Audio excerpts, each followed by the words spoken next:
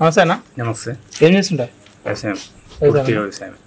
Okay, 120 రోజులు అయిపోయింది కాంగ్రెస్ ప్రభుత్వం వచ్చి. 120 రోజులలో వ్యవసాయం చేసే రైతులకు ఎలాంటి న్యాయం జరిగిందన్న?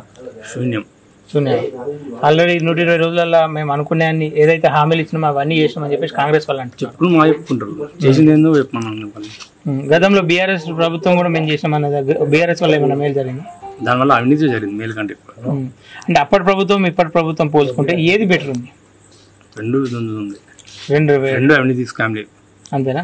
ఓకే, ఇప్పుడు పార్లమెంట్ ఎన్నికలు రాబోతున్నాయి. ఏ పార్టీ వైపు రైతులు మొగ్గు చూపుతారు, అలాగే జనాలు కూడా ఏ పార్టీ వైపు ఉంటారు? బీజేపీ వైపు ఉంటేనే బాగుంటుంది. బీజేపీ వైపే ఉన్నారు. ఎందుకు? బీజేపీ ఏం చేసింది? దేశం కోసం మనం ఉండాలంటే బీజేపీ పార్టీకే ఓటేయాలి. దేశం కోసం ఉండాలి, దేశం ధర్మం కోసం అనుకుంటే. అంటే ఏం దేశం ధర్మం కోసం అంటే ఏం చేసింది బీజేపీ ఇప్పటివరకు? అంటే 10 ఏళ్ళు అయిపోయింది సెంట్రల్లో ఉండబట్టి. ఈ 10 ఏళ్ల కాలంలో బీజేపీ చేసిన పనులేంది?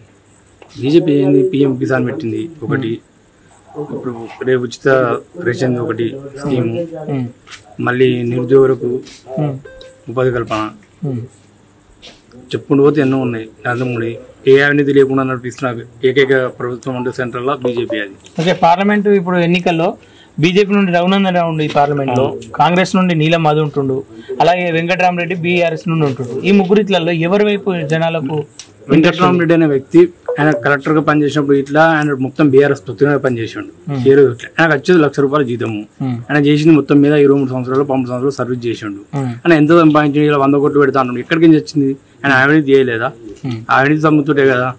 మొన్న సిద్దిపల్లి మీటింగ్ పెట్టిండు రాజస్థాన్. అంత పెట్టాల్సిన అవసరం ఏమైంది? ఒక 150 మంది సస్పెండ్ అయ్యారు దగ్గర.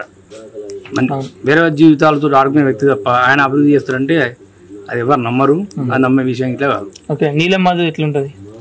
నీలం మధు అనేది ఇంత అనుభవం లేని రాజకీయ నాయకుడు. ఇంట్లో టికెట్ అయిపోతే అందులోకి అందులోకి అయిపోతే ఇంట్లోకి అంతే తప్ప ఆయన చేసేది ఏముండదు. రాజకీయ అనుభవం ఇట్లా తక్కువ ఉన్నది. కానీ అంటే ఎవరికైనా కొత్తగా ఫస్ట్ వచ్చినప్పుడు కొత్తనే ఉంటుంది కదా, తర్వాత వచ్చినప్పుడు కొత్త ఉంటుంది. కానీ అభివృద్ధి చేయాలనుకుంటే రఘునందన్ అనే వ్యక్తి ఉన్నాడు కదా అభివృద్ధిలా. ఆయన చిన్న స్థాయి నుంచి వచ్చిండు, స్కూల్ చెప్పిండు, జర్నలిజం చేసిండు, అన్ని చేసిండు. కాబట్టి కోర్టులో ఉన్నాడు. 2.5 సంవత్సరాలుగా ఆయన ఎమ్మెల్యేగా ఉండి ఈ నియోజకవర్గానికి ఏం చేసిండు ఈ 2.5 ఏళ్లలో? ఆయన దుబ్బాక బస్ స్టాండ్ ఒప్పుడు సరిపోతే చెప్పుకోవడానికి. దుబ్బాక బస్ స్టాండ్ అన్నారు, దుబ్బాక బస్ స్టాండ్ అయితే చేశారు కదా. అదంతా ఎవరు వల్ల చేశారు? నష్టపరు వాళ్ళకు డబ్బులు ఎంత తక్కువ ఇస్తే మళ్ళీ వాళ్ళకి ఎంత ఇచ్చారు అంతా ఇప్పించింది కదా. ఇప్పుడు ఇంత మా గుంపల నుంచి కాజ్పూర్ వెళ్ళే రోడ్డునే ఏ గవర్నమెంట్ ఉన్నా చేయాలి. ఆ రోడ్డు అయితే ఎంత మంచిగా ఉంది. మీరు పోతుంటే మీకు కనబడుతుంది ఆ రోడ్డు. అంటే ఇంకా ఈ పార్లమెంట్ లో గతంలో ఎన్నికల్లో ఆయన ఓడిపోయింది మళ్ళీ. అంటే దేనికన్నా అంటే మంచి చేసినాక ఎందుకు ఓడగొట్టింది? మంచి చేసినాక ఓడిపోయిన అంటే జనాలు ఓటం అనేది సహజం. కేసీఆర్ ఓడిపోయా, మంచి మెగారోడు ఎన్టీఆర్ ఇలా ఓడిపోయాడు. దానికో టైం వస్తుంది అంతే. ఓకే, జనాలు మారుతూనే ఉంటారు కదా. ఓకే, ఇప్పుడు రైతులకు కానీ యువతకు కానీ ఏ ప్రభుత్వం ద్వారా మేలు జరుగుతుందని చెప్పేసి మీరు అనుకుంటున్నారు? 100% అది బీజేపీ వల్ల యువతకు జరిగిన మేలు యువతకు జరగాల్సింది జరుగుతుంది కదా.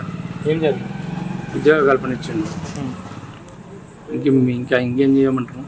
ఓకే, మొత్తం మీద పార్లమెంట్ ఎన్నికల్లో బీజేపీ గెలుస్తా అంటారు? 100% గెలుస్తుంది. బీజేపీ చేయాల్సిందే మా బాధ్యత. బాధ్యత ఎందుకంటే బాధ్యత ఎందుకు తీసుకోరు అంత? ప్రధానమంత్రి నరేంద్ర మోడీ ఉంటేనే దేశానికి భద్రత అనేది ఉంటుంది. ఫస్ట్ పాయింట్ అదే. దాన్ని చూసుకొని చేయాలి పని. భద్రత ఏ రకమైన భద్రత ఉంటుంది? నీకు ఏదైనా నువ్వు ఈ రోజు నడి రోడ్డు మీద స్వేచ్ఛ తిరుగుతుంటే బీజేపీతో సాధ్యం. గతంలో కూడా తిరిగినప్పుడు ఎన్ని అయినాయి? ఇప్పుడు అట్లా లేదు ఇప్పుడు మరి. ఓకే, మొత్తం మీద ఎన్ని ఓట్లతో గెలిచే అవకాశం ఉంది ఇక్కడ? ఎంత మెజార్టీతో? మెజార్టీ అనేది గెలుస్తాడు మొత్తం మీద మెజార్టీ. ఓకే, కంపల్సరీ గెలుస్తాడు. గెలవాల్సిందే.